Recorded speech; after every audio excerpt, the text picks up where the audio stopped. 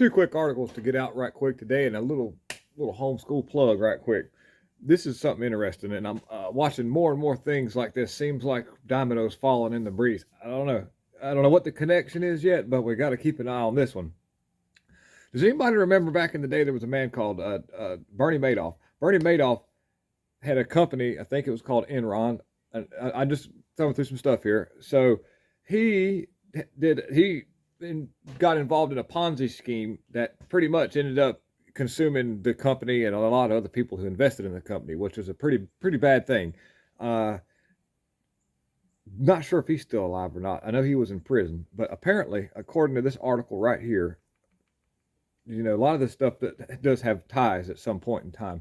Bernie Madoff's sister, husband found dead in apartment, murder suicide. Okay, I'll read a little bit about this. The sister of Democrat donor and infamous Ponzi schemer Bernie Madoff and her husband were found dead last Thursday in a suspect murder suicide. According to Palm Beach County Sheriff's Office, the couple, 87-year-old Sandra Wiener, and this is of Boynton Beach, and her 90-year-old husband Marvin Wiener, were found unresponsive inside of their home. The two were deceased with gunshot wounds and what detectives say was a murder-suicide, the Associated Press reported. According to Miami Herald, Bernie Madoff reportedly stole millions of dollars from his own sister, Sandra Wiener. The Wieners were forced to downsize. Now, I know that sounds strange for Wieners, but this is apparently what they had to do considering the situation. So they had to get a smaller home for the Wiener residents in 2019 after being scammed by Madoff. So not only did Bernie Madoff steal a bunch of money from a bunch of people and also mess up a lot at the time, it screwed up the whole stock market. He also forced Wieners to downsize.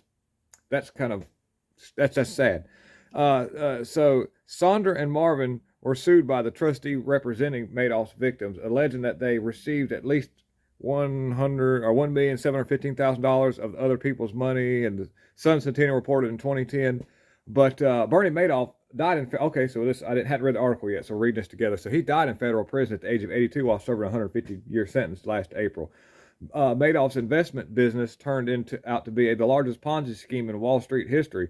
Madoff defrauded thousands of investors and charities and hid billions of dollars for decades. Over the years, court-appointed trustees laboring to unwind the scheme have recovered more than $14 billion of an estimated $17.5 billion investors put into Madoff's business. At the time of Madoff's arrest, bank account statements were telling clients they had holdings worth $60 billion, AP reported.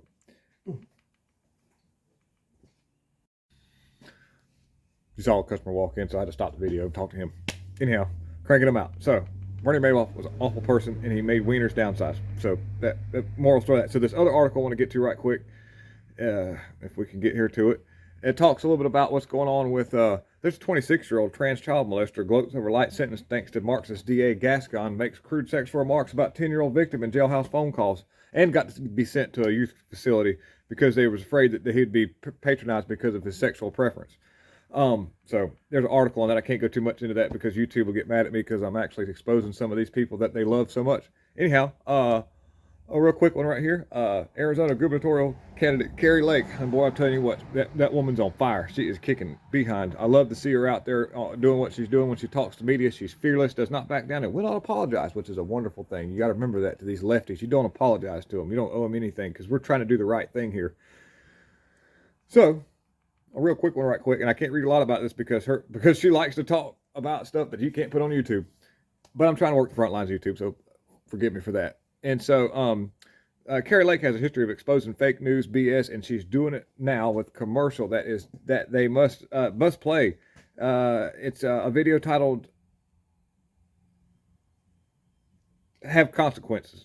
A fixed system that's already predetermined because of people who want to have it their way no matter what. That's our code word. They have consequences whenever you choose your leaders, and those determinations are already pre-figured out.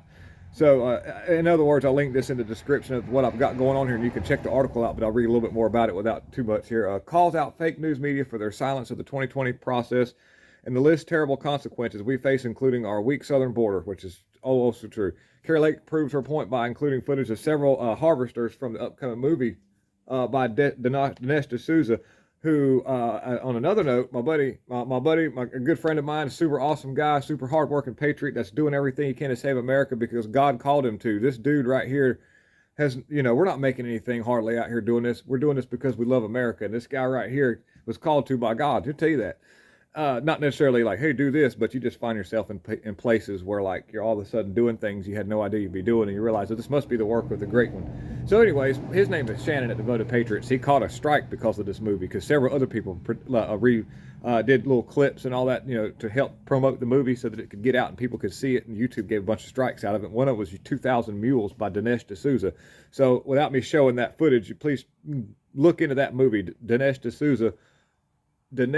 It's a weird spelling, but 2,000 Mules is the name of the movie, and it's pretty much all, it's a true story. It's all footage from all the cameras that were watching all the harvesting boxes, or the pop boxes that were being used for harvesting when it came to our 2020 people picking process. So, Shannon's got a strike, so we won't see anything out of Shannon for a couple weeks. Anybody that happens to watch him, that watches me, you can pass it around that he'll be back out in a little while. He's going to wait a little bit and let everything cool off on the channel, just to let you know. But anyhow, the fake news outlets will be required under FCC guidelines to air the commercial that absolutely exposes their companies and sheds light on the 2020 process, because of the fact that it's a campaign, and they have to be legally able to campaign. That's part of how FCC works. They have no choice but to do this, which is a very strategic and smart move by our side. We don't have to lie, scream, and holler. We can just put truth out there, and you can take it for what it's worth. If you don't like it, lump it. So my grandma said, it's the truth. Get over it. I'm Kari Lake, the Trump-endorsed candidate for governor. I'm quoting what she says. If you're watching this ad right now, it means you're in the middle of watching the fake news program. You know how it's fake, because they won't even cover the biggest story out there, but is the, I can't say the two words, of 2020 people picking process. We're all feeling it. Soaring prices, spike in homelessness, our invasion on the border. I'm the only candidate with a plan to tackle all of those issues and more. When I'm governor, I will finish the wall. Criminals who cross our border will be sent back. We'll get the homeless out of our parks, off our streets. And they're not going to just push them off to the side and off to the edge of the cliff. They're going to actually deal with the problem like you're supposed to. You don't buy free crack pipes for everybody. You find out why they want the crack pipes, and you try to help them and guide them in the right direction. Some people suffer from mental illness when it comes to homelessness. And our side is not going to be cold-hearted and just leave them out there because they want to be homeless. We're going to at least make the attempt to try to assess the situation and provide aid where necessary. And you can't always get rid of the whole homeless population, because people like being homeless. It's a weird thing, but some people actually deep down inside, you can put them in a home. This has been seen before, and where people on the left were trying to take hold of the situation, and they build all these houses and it'd be nice places, and they put these homeless people in there, and they end up either burning the place down or just leaving and just living under a bridge anyways. That's mental illness. We don't want it. We don't like it, as far as, seeing people in that situation. But it happens. So long story short, before people throw me under the bus for saying get rid of homeless people, it didn't mean it like that. They just mean that we'll figure out what's wrong with it. And our kids will get real education, not brainwashing. To see where I stand on all these issues, go to KariLake.com. So check her out on KariLake.com. Excuse me. Now, let's send the corrupt news a lesson and turn them off. And that means after the ad, boop, just turn it off if you want to. I do. I don't watch much TV. I found it very, very soothing. And almost like when you realize you don't need that television anymore, you have this thing up here, which is way better than any television set, because there's so much going on out there that you need to look at if you want to.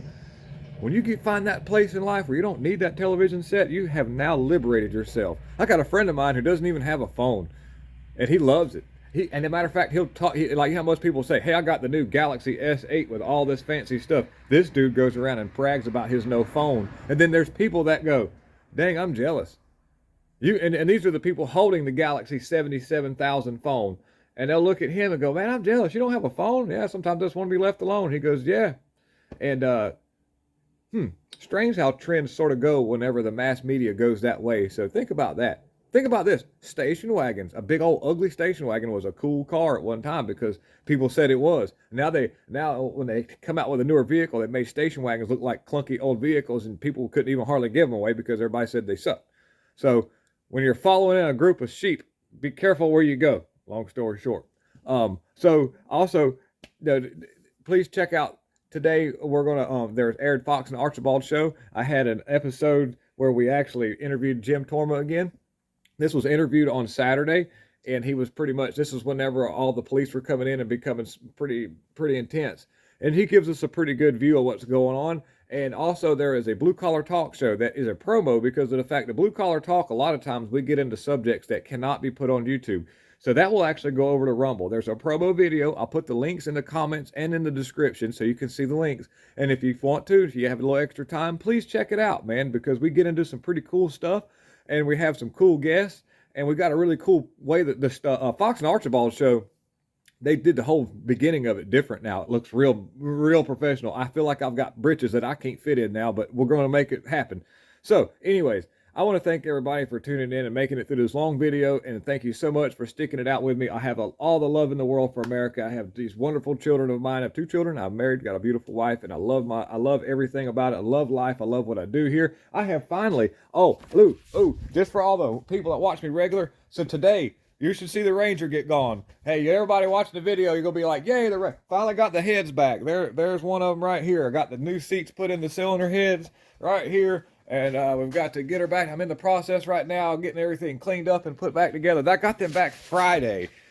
So today, I'm going to stay late tonight. I may shoot another video before I leave here, but I'm going to go home, come back, work late, get much of it back together, and hopefully have it all running tomorrow if I can stay on it. Today had a bunch of people coming in. The phone was ringing a lot. But so now, next only thing I got left is this Nissan. Yay, and we can look at something different in the background while I do the videos.